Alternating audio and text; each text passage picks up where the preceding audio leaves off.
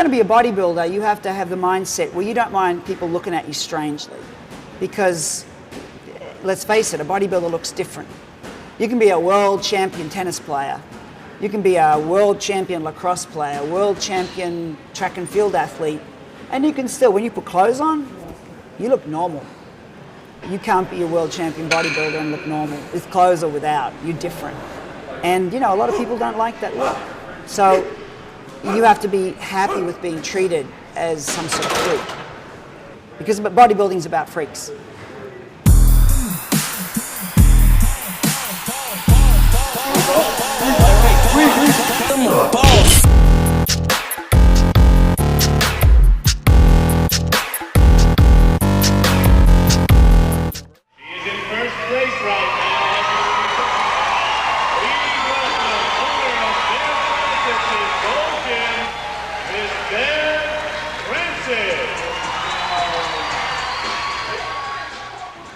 Women's bodybuilding after Pumping Iron 2 changed.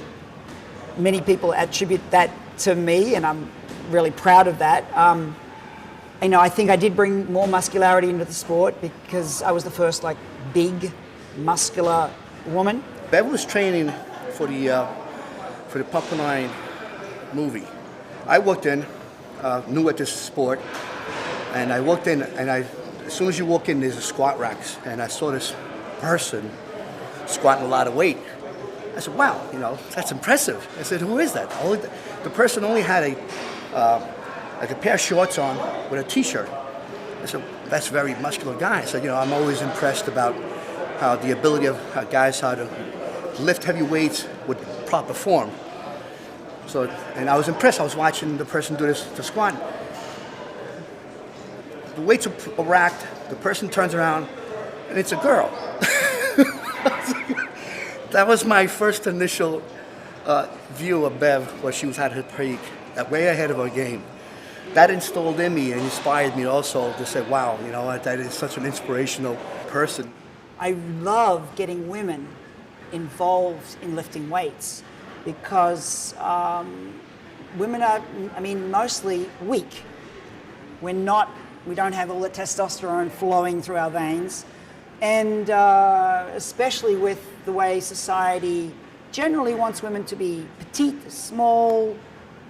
So they're not encouraged to develop muscle and to be big. I mean, to me as a woman, you know, she represents a kind of role model. And yeah, she's everything that I feel, you know, this sport should be. She represents it in the best way possible. And yeah, she's an inspiration. 9, 10. We're going to do one more. That was good. Alexia, I'm from Paris, France.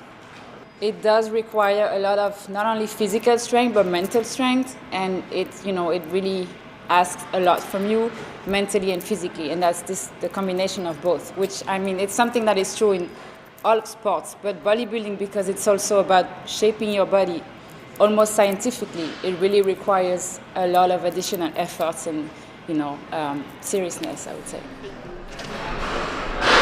Okay. Squeeze through. Good. Nice transition. Long. Good. It's great when you can help people. And what's really good is when someone comes in, poses, and then you just say, listen, you know, you're doing all these mistakes. Let's do this.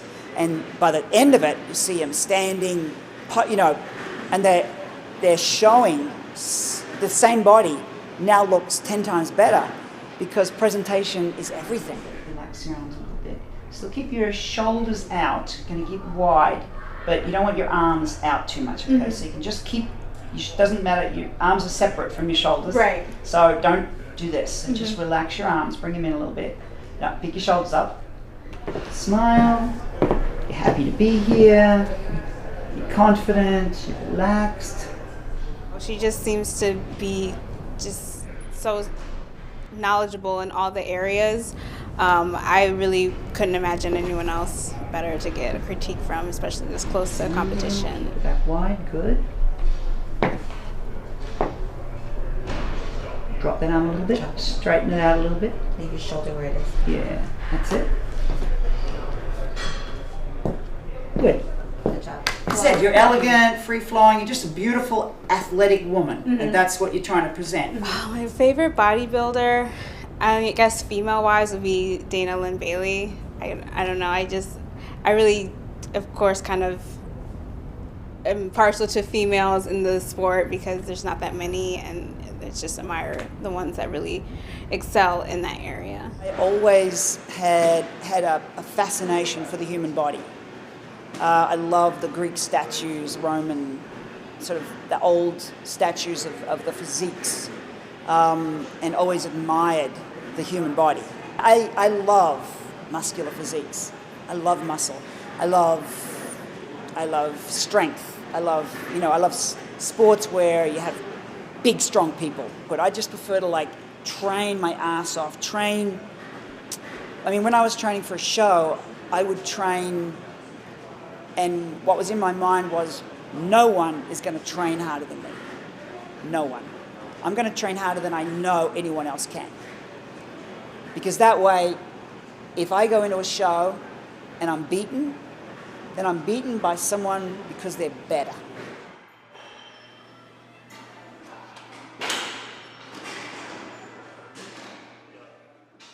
Just perfect. You're getting the wrong shot. You need a shot of her. 2007 at the Miss Olympia. Look at those muscles, those beautiful seductress muscle. Only Diana Cadell. I know the hard work, but I think as a woman, when even you do bodybuilding or whatever you do, you still need to maintain yourself, have a beautiful, feminine, carry yourself well as a woman.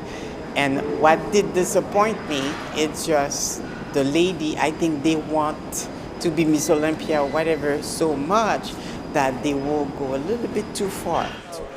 In an effort to get more and more muscle, I think the symmetry started to disappear.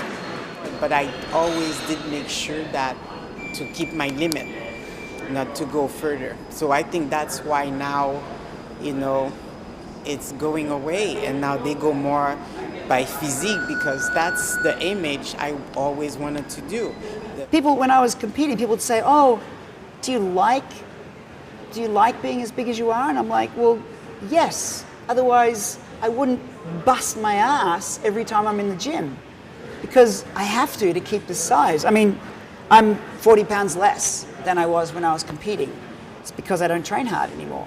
You have to train really hard to hold that muscle. It's not, people think you just overnight, it's just boom, you wake up and it's there. It doesn't happen. You have to want it so bad that you work and you dedicate, and every moment you're thinking about, how am I going to get bigger? How am I going to, it's such a lifestyle. It's such an intense lifestyle. It's hard for a woman to be big, to be hard, to be muscular, because people say horrible things about you. They do.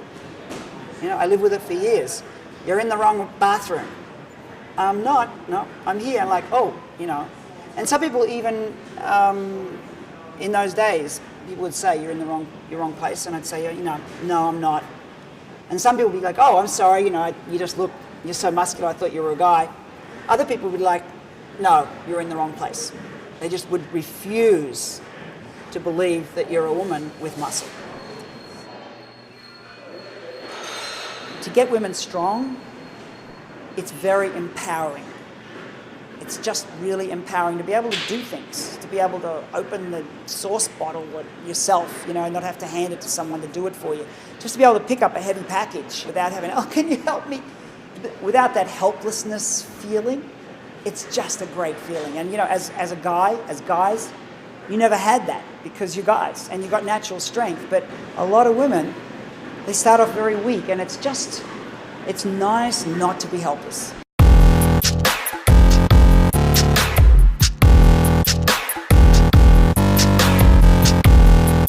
Steve, this is my birthday this weekend. Again, Steve makes any excuse to give me stuff, so I leave with always handfuls of clothing.